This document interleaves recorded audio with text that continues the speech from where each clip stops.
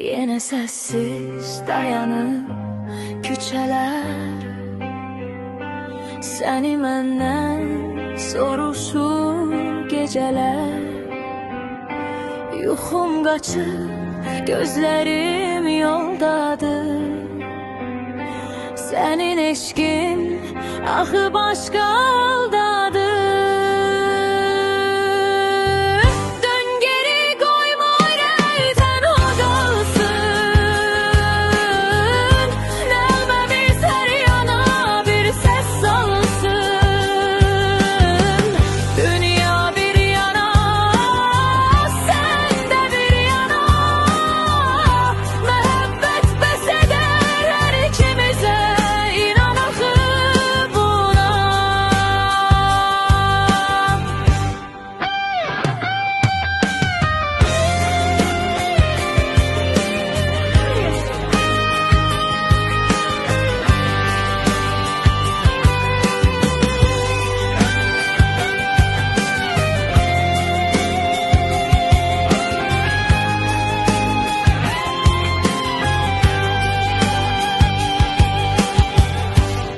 Adını yazdım göydeki ulduza,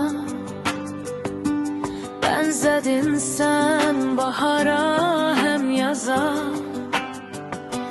Bir tebessüm bes eder dünyama, sen gelsen son koyarsan rüyama. Dön geri koyma yüreği tenha kalsın, nəğməmiz hər yana bir səs salsın.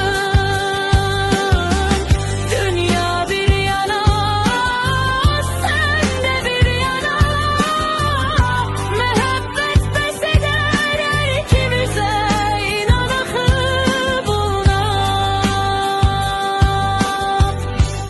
Dön geri koyma ürək tənha qalsın,